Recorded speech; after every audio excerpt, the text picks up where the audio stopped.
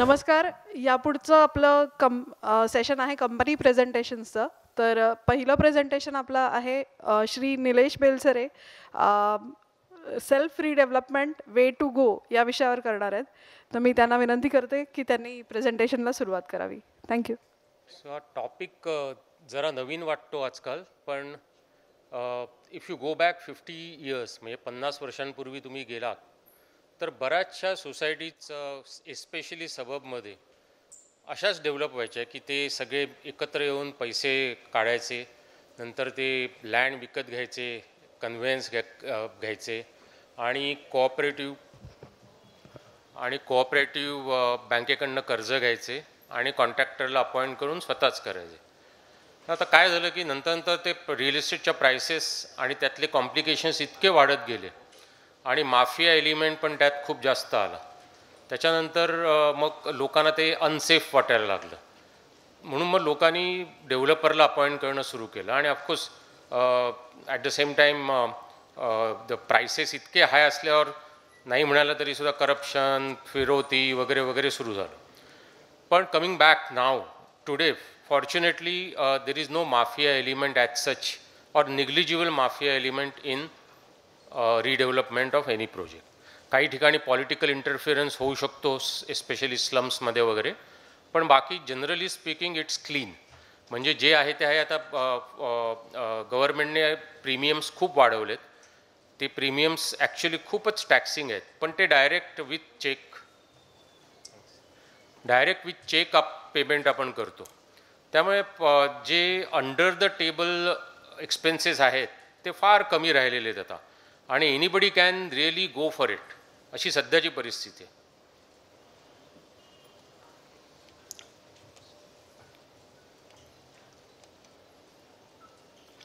हे एक जस्ट तुम्हाला एक स्टॅटिस्टिक्स देतो आहे की अजूनही 60% of all buildings in Mumbai are 50-60 years old. आणि ओव्हर द लास्ट डेकेड फार कमी प्रोजेक्ट्स एक्झिक्यूट झालेले आहेत.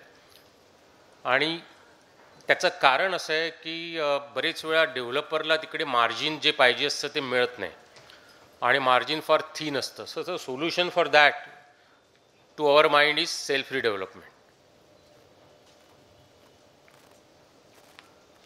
What is self redevelopment?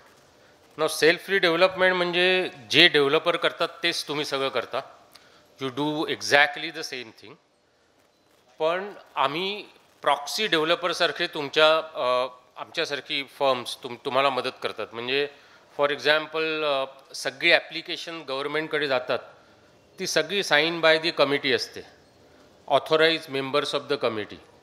पण त्याची प्रिपरेशन करणं किंवा त्याचं प्लॅनिंग करणं, सगळं करणं, ते कागद ॲक्च्युली जाऊन पोचवणं, सगळं कामं आम्ही करतो. तुम्हाला फक्त एकच काम करायचं असतं सोसायटीच्या मेंबर्सना, की कमिटी मेंबर्सना, की जे तुम्हाला साईन करायला येतो ते तुम्ही एकदा फक्त तपासून बघायचं की दॅट इज प्रॉपर. सो म्हणजे जसं डेव्हलपर करतो तसंच तुम्ही करता, पण तुम्ही फक्त ऑन पेपर करता, बाकी सगळं ग्राउंडवर्क आम्ही करतो. त्या तुम्हाला तुमच्या घरातनं इथे पळापळी करायची वगैरे काहीच गरज नसते. वॉर्डमध्ये जाण्याची गरज नाही की कुठेच जाण्याची गरज नाही. तुम्हाला सगळं ट्रॅव्हलिंग आम्हीच करतो. आता या प्रोसेसमध्ये फायदा काय होतो की डेव्हलपरला आपण कट करतो, आणि डेव्हलपरचा profit generally expected profit of developer is very high normally speaking. Whereas आमचा जो एक्सपेक्टेड प्रॉफिट ह्याच्यातनं आहे हा खूप कन्सिडरेबली कमी आहे. आणि त्याचं कारण असं आहे की the risk which is perceived risk is shared by the society as well as us.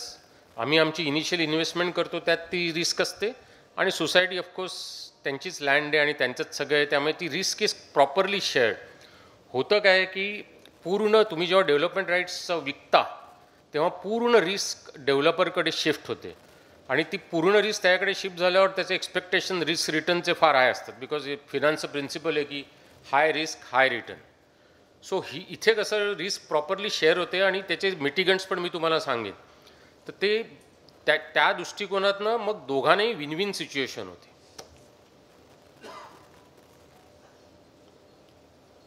Next. Okay, हे एक बेसिक ॲडव्हान्टेजेस आहेत. ते म्हणजे maximum additional area to the members. आत्तापर्यंत आम्ही एक सोसायटी एक्झिक्यूट केली पार्ल्यामध्ये, Archis cooperative housing society almost झाली आहे. नंतर आम्ही अजून एक सोसायटी साईन केली आहे पार्ल्यामध्येच, आणि होपफुली तिसरी सोसायटी आम्ही साईन करतो आहे.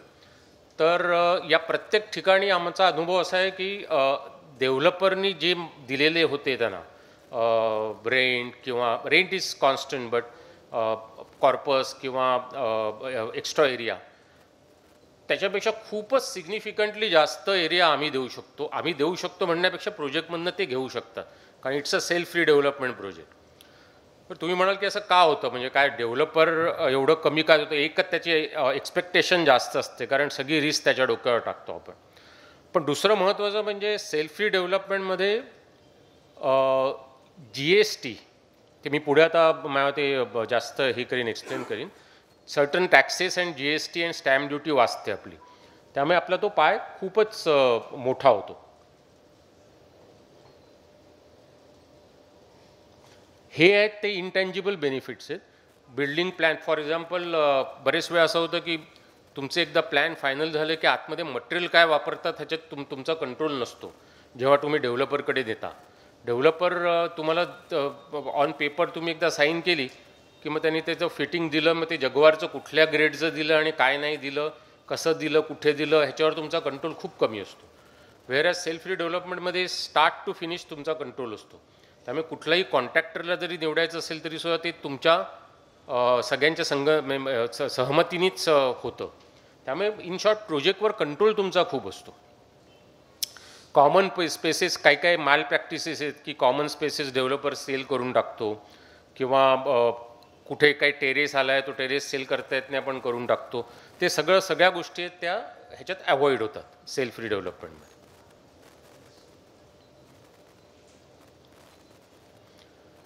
आता हे फार महत्त्वाचं, मगाशी मी जे सांगत होते, फार प्रायमरीली फरक आहे की when you give it to developer, तुम्ही ॲक्च्युली तुमचं डेव्हलपमेंट राईट्स सेल करता. म्हणजे डेव्हलपमेंट राईट्स तुम्ही त्या डेव्हलपरला सेल करता with the power of attorney which is required for him to execute all the project. Now when you sell the development rights to them, that means there is a Transfer of Property Act which is 1882 which is applicable, which says that there has to be a stamp duty. Revenue Department ला stamp duty भरावी लागेल. Registration Act comes into the picture, registration charges भरावे लागतात. Bombay Stamp Duty Act also comes into the picture. So हे stamp duty आणि हे सगळं आहेत ना, ते छोट्या प्रोजेक्टमध्ये एस्पेशली किंवा जिथे थिन मार्जिन्स आहेत तिथे खूप जास्त होतं. फॉर एक्झाम्पल आर्चिसमध्ये मी तुम्हाला याचं एक्झाम्पल दिलं तर स्टॅम्प ड्युटी आणि रजिस्ट्रेशन चार्जेसच जवळजवळ 80 लाख रुपये होते, आणि प्रोजेक्टचं मार्जिनच 3 कोटी रुपये. जर का हे त्यातले 80 गेले तर मग काय 220 राहिले, plus GST. GST is also फार इम्पॉर्टंट आहे की सेल्फ रिडेव्हलपमेंटमध्ये GST is not applicable on the basic area that the customers get, members get, and plus additional free area, ह्याच्यावर GST बिलकुल ॲप्लिकेबल नाही आहे. हां, आता कोणी मेंबर्सने ॲडिशनल पे करून विकत घेतलं त्याच्यावर GST येईल. तो GST for example again I am giving this thing in Archies, हा साधारणतः 55-60 लाखाचा आहे. म्हणजे बघा, तिथे 3 कोटीचं पण मार्जिन जेमतेम नव्हतं. ते जर का आम्ही सेल्फ रिडेव्हलपमेंटला गेलो नसतो तर मग त्या 3 कोटीमधले कमीत कमी एक तुम्ही बघितलं तर एक साधारणतः 1.5 कोटी तर असेच उडून गेले असते, आणि मग project starts becoming riskier. Number 3, स्वतःच तुम्ही प्रोजेक्ट करता म्हटल्यावर आमचा अनुभव असा आहे की कॉन्फिडन्स मेंबर्सचा पहिल्यांदा कमी असतो, पण नंतर खूप जास्त येतो, आणि इंटरनल लॅटंट डिमांडच खूप येते. म्हणजे काय की प्लॅनिंग स्टेजलाच लोक म्हणतात की नाही बाबा मला मोठा फ्लॅट पाहिजे, मला हे पाहिजे. त्यांना कसं आहे की आपण स्वतः सेल्फ रिडेव्हलपमेंट करताना रेराचं एवढं लागू होत नाही, त्यांना जसे पाहिजे त्याप्रमाणे पैसे देता येतात. त्यामुळे मग तो एक ॲडव्हान्टेज खूप सिग्निफिकंट आहे त्याच्यात. लास्ट पॉईंट फार इम्पॉर्टंट आहे. अनसोल्ड इन्व्हेंटरी कधी कधी राहू शकते, म्हणजे बरेच वेळा राहते. तर डेव्हलपरला जेव्हा तुम्ही अनसोल्ड इन्व्हेंटरी असते म्हणजे OC आल्यानंतर सुद्धा तुमचे काही फ्लॅट विकले गेले नाहीत, तर त्या केसमध्ये डेव्हलपरला 5% GST त्या फ्लॅटवर भरावा लागतो, म्हणजे ॲज इफ ते विकले गेले. आणि नंतर ते जेव्हा तुम्ही कस्टमरला विकता तेव्हा तो 5% त्याला लागत नाहीत त्याच्यात. पण सेल्फ रिडेव्हलपमेंटमध्ये because I am constructing for myself, तो जरी OC नंतर अनसोल्ड राहिला तरी त्याच्यावर मला 5% GST भरावी लागत नाही. आणि मग ते कन्सेशन मी बेनिफिट तो देऊ शकतो कस्टमरला. So customer may get it at a very low price as compare to a developer can give. So हा एक महत्त्वाचा पॉईंट आहे.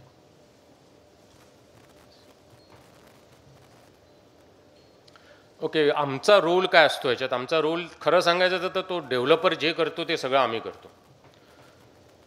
Preparation of financial feasibility report, finalisation of building plans, arranging the funds from investors or from our own pockets, vacating the building after obtaining the necessary premises, supervision of demolition and reconstruction, possession and occupation certificate, obtain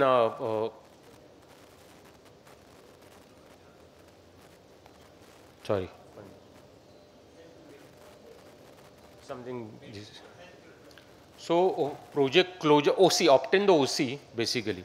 आणि सगळ्यात महत्त्वाचं म्हणजे आम्ही charge करतो तुम्हाला ते आम्ही 2 प्रकारे फी चार्ज करतो. एक आहे व्हेरिएबल फी आणि एक आहे फिक्स फी. म्हणजे we have to keep some kind of a margin to run our office.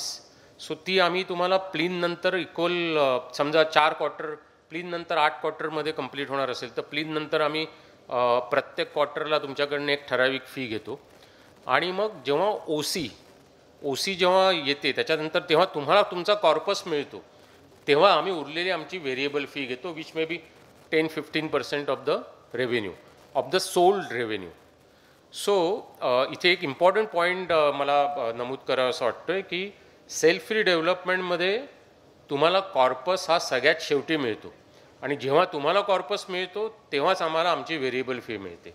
वेअरॅज तुम्हाला रेंट पहिल्यापासून मिळतो आणि आम्हाला आमची फिक्स फी प्लीन नंतर इक्वल क्वार्टर्समध्ये मिळते.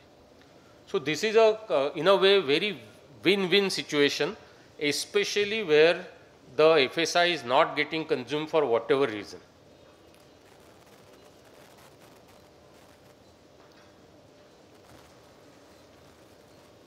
Now this, I think I have covered this. The only thing is here, there is no 79A procedure and etc. is required because society is self-redeveloping. You can take probably from 2 or 3 places some offers and you select whichever is the good offer.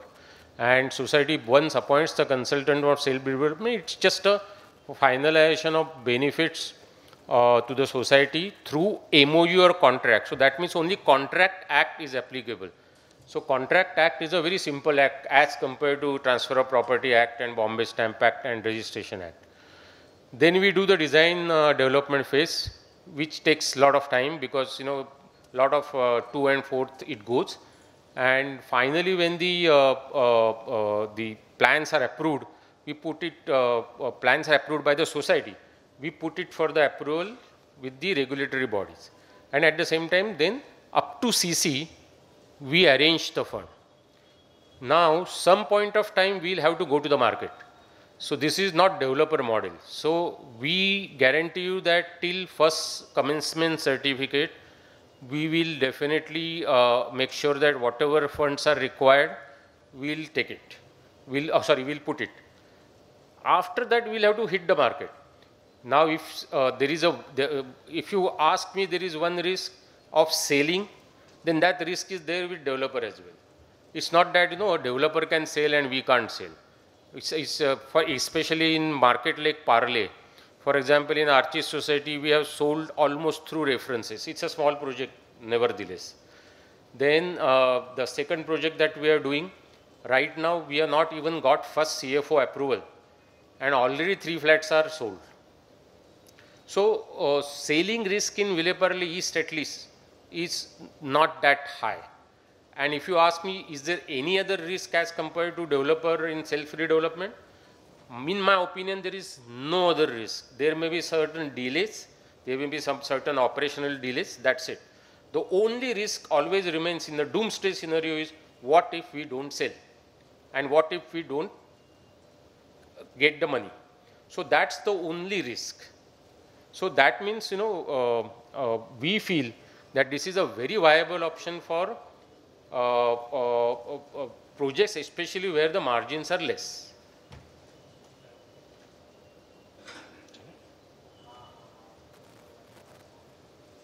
Last take,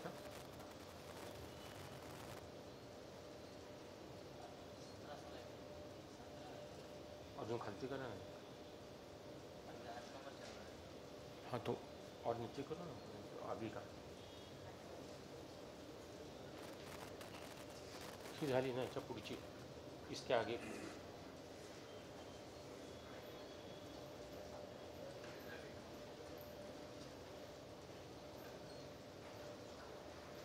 no.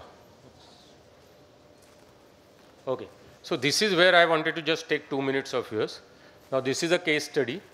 This is Archis Cooperative Housing Society, and the way you are looking at it, this is exactly the same way this has been constructed. Now this was a very tough project. This was in Fanil zone. Plot area was 700 square meter, and it was not rectangular, not square, it was very ada teda kind of a plot. And they were trying to develop this for 10 years, and they were asking from different kind of developers, but nobody showed any interest. So that is where actually, we contacted them and we got an idea from there. We studied it, and then we said, okay, fine, I think we can increase the profit by saving, which I told you, saving by means of stamp duty or GST or etc. And actually we succeeded in that, and the members have got 37% extra area, and they have chosen to take about 200 to 300 rupees of corpus rent. Anyways, they got 80 rupees, 90 rupees rent at that point of time. This is like 2 months away from OC. Next. Now here, if you see, the FSI permissible was 2.2 plus 35%. That means about 2.97 to 2.97 times the plot area. But, next slide. But we could consume only 2.45. Now this is a huge gap. A permissible FSI is 2.97, and we could consume 2.45. Now obviously the profitability of the project goes down, and you can't consume it because there is a height restriction. So in this particular case, even if we consume only 82% of permissible project, the project has been successfully completed, and with a very high quality accessories it has been converted. As I said, 37% of additional area, which is unheard of in places where there is no height, there is height restriction, and there is no further. This is ground plus 3 structure. We just made it ground plus 4. So we just got 1 floor extra. Next. So this is what I was saying. Stamp duty was saved about 75 lakhs. GST saved about 65 lakhs. And if you see that summation of that too, that itself is about 1.4 crore. When a margin is 3 crores, 1.14 crore, it's half of the money is saved.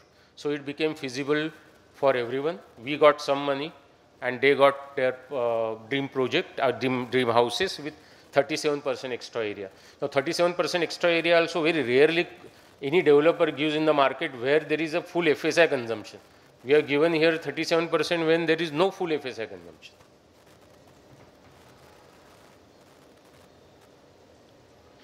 Here again, project funding. Initial funding is by us up to CC that I mentioned, and some additional area purchased by the members, and remaining is the cash flow from the sale of inventory. In this case, we didn't have to go to any bank, But of course, now next presentation is of Mumbai Bank, which I am also very interested in hearing. Mumbai Bank and Maharashtra State Cooperative Bank are pretty actively considering, and I know cases where Maharashtra State Cooperative Bank at least has disbursed at 10.5%. And then obviously there are statements by Fadnavis that there will be a 4% subsidy directly given to the self-redevelopment projects. So if that happens, then the cost of funds come even significantly down, and that whole benefit will go maximum to the members. So the principle of self-redevelopment is, if there is an upside, suppose instead of the 10 crores we get a profit of 13 crores, out of that 3 crores probably we'll get 1 crore, but 2 crore will go to the society. So always lion's share of the upside goes to the society. Now these timelines for our first CC in Archis was in March 23, and now OC is expected in May 2025. So about 26 months of project duration in which we completed this. Of course, there was a lot of learning curve in this. So obviously going forward, this can be reduced to 22 months or 24 months.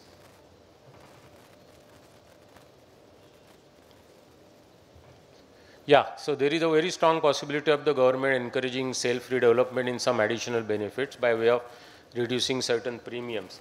Because there is this misnomer going on that they will give some TDR and then will sell that in the market. I personally don't think that is going to happen. What can perhaps happen is they can give some kind of a concessions to the premiums to be paid. So they will probably reduce cost where FSI is not consumed. And that's also good. If the cost is reduced, then the viability increases. That's any questions or anything that anybody wants to ask?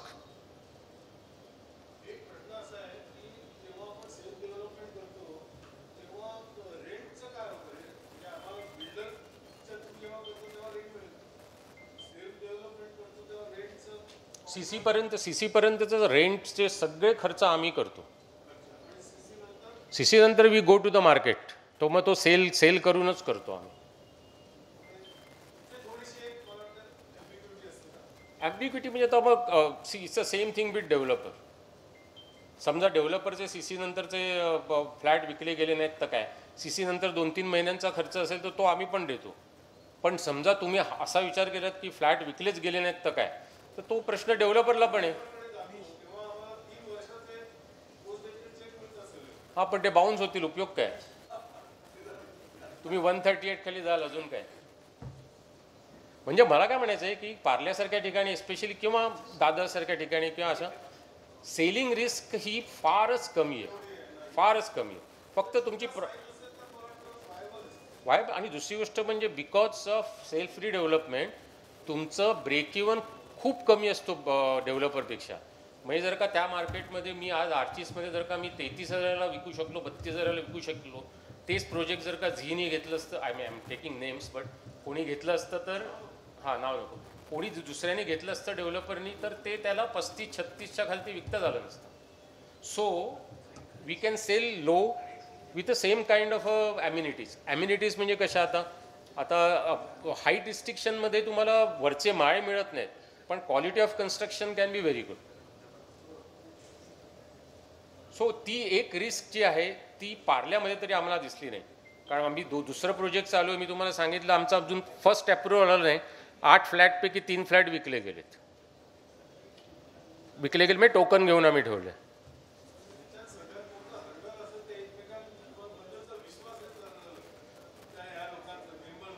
नाही त्याच ते पण हो, ते पण आहेच, पण त्या मेंबर्सना कसं करावं लागतं, मग त्यांनी चूज करायची कमिटी मेंबर्स, आणि त्यांना सगळे अधिकार द्यायचे. आणि आम्ही काय करतो की फॉर एक्झाम्पल आता एक प्राईस ठरवतो. आम्ही म्हणतो की ठीक आहे 33,000 आर्चिसमध्ये फॉर एक्झाम्पल आम्ही असं ठरवलं की 33,000च्या खालती विकायचा अधिकार नाही आहे कोणाला. आता 33,500ला विका, 33,400ला विका किंवा 35,000ला विका. मग तिथे कसं जेव्हा कमिटी मेंबर्स आणि आम्ही बसतो ग्राहकाबरोबर, तर तिथे आम्ही प्रत्येक वेळेला जाऊन विचारू शकत नाही मेंबर्सना सगळ्यांना, हो हा तर हेच आहे. तर ते एक आम्ही बँड ठेवतो, त्या बँडमध्ये क्लोज करायचं. पण विश्वास पाहिजे, त्याशिवाय काय दुसरं. पण खूप फायदा आहे. विश्वास म्हणजे बघा ना.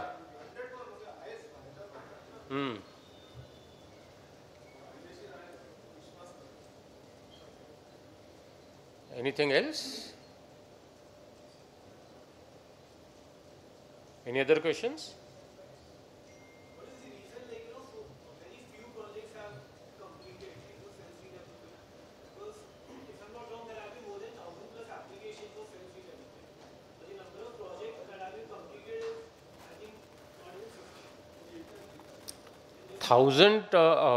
More than 1,000 applications to a building department.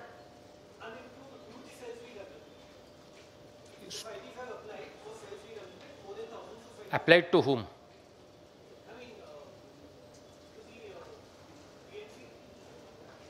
No, I doubt. That figure seems to be very high.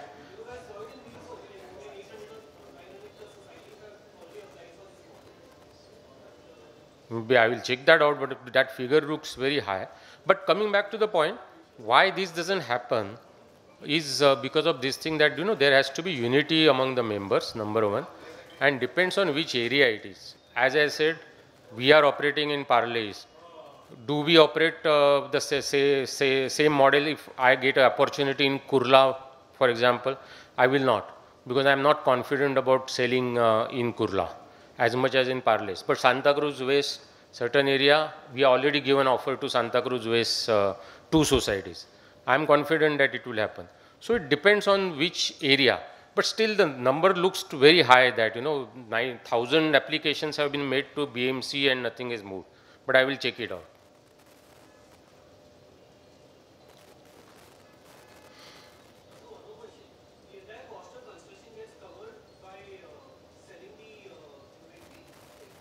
Yes, yes. And again I am saying there is an option of going to bank. Now in case of Archis Society and in case of the next society, that is Prarthana Society that we are doing, we didn't have to, because as I said, बिकते गया, मतलब in Parla is it just sold, and probably one flat has been sold by through broker. बाकी तो सगे reference ही गए. So but if the market changes, then you have option of Mumbai. Next session is going to be of Mumbai Bank. So we have option of going to Mumbai Bank. We have option of going to Maharashtra State Cooperative Bank. So, but they will also want, perhaps I will hear from them, but perhaps they will want initial up to CC. The expenses have to be borne by you. So in any case, in places like Parle East, Santa Cruz West, etc., the project cannot be stalled because of lack of selling. I mean, anybody can consider doomsday scenario, but that's there. Thank you.